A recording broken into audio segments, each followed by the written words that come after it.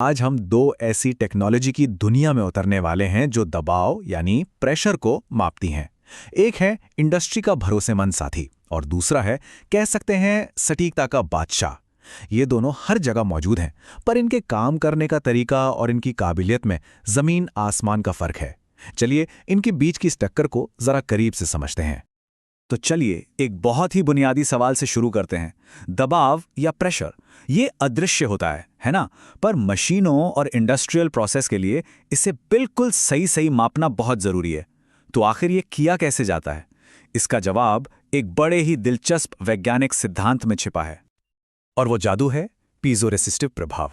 अगर बिल्कुल सीधे सरल शब्दों में कहूं तो जब आप किसी खास चीज़ को दबाते या खींचते हैं तो उसमें से बिजली के गुजरने की क्षमता बदल जाती है। और बस यही वो मूल सिद्धांत है जिस पर हमारे आज के दोनों तरह के सेंसर काम करते हैं। तो चलिए सबसे पहले मिलते हैं डिफ्यूज्ड सिलिकॉन सेंसर से। इन्हें इंडस्ट्री का वर्क हॉर्स कहना बिल्कुल सही होगा, मतलब सबसे ज्यादा काम करने वाला घोड़ा। ये एक जानी पहचानी पुरानी टेक्नोलॉजी है जो आपको लगभग हर जगह मिल जाएगी। देखिए, इसे बनाने का तरीका ही इसकी पूरी कहानी बयां कर देता है। सिलिकॉन में कुछ खास तरह की अशुद्धियां मतलब इम्प्योरिटीज डालकर एक सर्किट बनाया जाता है। फिर इस पूरी चिप को एक स्टील के केस में सिलिकॉन तेल के साथ सील कर दिया जाता है ताकि बाहर का दबाव सीधे चिप तक पहुंच सके। आप देख सकते हैं ये एक मल्टी पार्ट असेंबली है। तो इसका सबसे बड़ा फायदा क्या है? कीमत। ये कम लागत में बहुत अच्छा प्रदर्शन करता है और दबाव में होने वाले बदलावों को भी बड़ी तेजी से पकड़ लेता है। लेकिन इसमें एक पेंच है, एक बड़ी कमजोरी है, और वो है तापमान। जैसे जैसे टेम्परेचर बदलता है इसकी रीडिंग थोड़ी बहुत भटक सकती है, जिसे टेक्निकली जीरो पॉइंट ड्रिफ्ट कहते हैं। अब आते हैं दूसरे खिलाड़ी पर, मोनोक्रिस्टलाइन सिलिकॉन सेंसर। इसे आप डिफ्यूज सेंसर का एक अपग्रेडेड वर्जन समझ सकते हैं, जिसे खास तौर पर उसकी कमियों को दूर करने के लिए ही डिजाइन किया गया है। यहाँ सबसे बड़ा फर्क इसकी बनावट में है। ये सेंसर सिलिकॉन के एक ही बिल्कुल परफेक्ट क्रिस्टल से बनाया जाता है। इसमें कोई मिलावट नहीं, कोई जोड़ नहीं। इसकी जो क्रिस्टल संरचना है वो एकदम एक समान होती है, जो इसे असाधारण रूप से स्थिर बनाती है। और इसकी बनावट की वजह से ही इसके फायदे भी कमाल के हैं। ये बहुत ज्यादा दबाव झेल सकता है और इसमें हिस्टेरिसिस या मेमोरी इफेक्ट नाम की चीज लगभग होती ही नहीं। मतलब दबाव हटने पर यह हर बार अपनी पुरानी रीडिंग पर बिल्कुल सटीक वापस आ जाता है। लेकिन हाँ, इस परफेक्शन की एक कीमत चुकानी पड़ती है और यह सेंसर काफी महंगा होता है।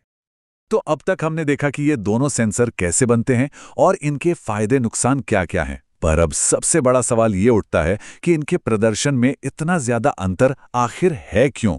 इसका जवाब सिलिकॉन के अंदर की दुनिया में उसके स्ट्रक्चर में छिपा है। यही वो लाख टके का सवाल है ना? आखिर एक ही पदार्थ यानी सिलिकॉन से बने होने के बावजूद एक सिंगल क्रिस्टल इतना बेहतर प्रदर्शन कैसे करता है? इसका जवाब एक बहुत ही सरल कॉन्सेप्ट में है, और जवाब है इलास्टिसिटी। हिंदी में कहें तो लचीलापन। इसे समझने का सबसे अच्छा तरीका है एक स्प्रिंग की कल्पना करना। एक परफेक्ट क्रिस्टल एक आदर्श स्प्रिंग की तरह होता है जो हर बार खींचने के बाद बिना किसी बदलाव के अपने असली आकार में वापस आ जाता है।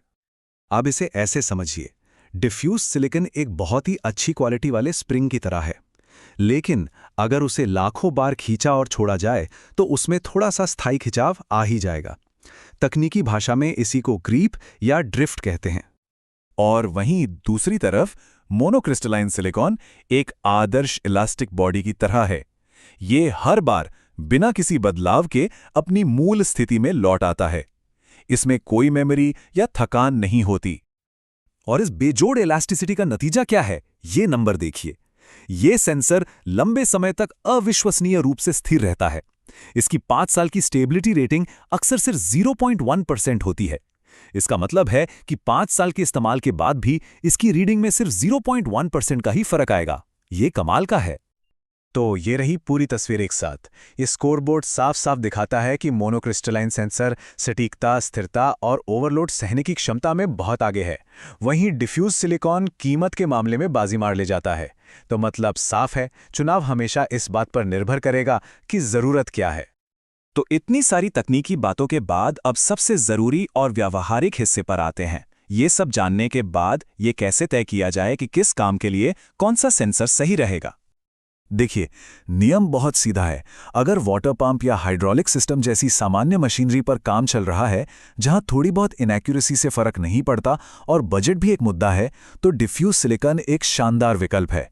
लेकिन अगर किसी रिफाइनरी, पावर प्लांट या ऐसी किसी हाईटेक जगह पर काम हो रहा है, जहां सटीकता से कोई समझौता नहीं हो सकता और सेंसर को बार बार कैलिब्रेट करना मुमकिन नहीं, तो मोनोक्रिस्टलाइन ही एकमात्र सही चुनाव है।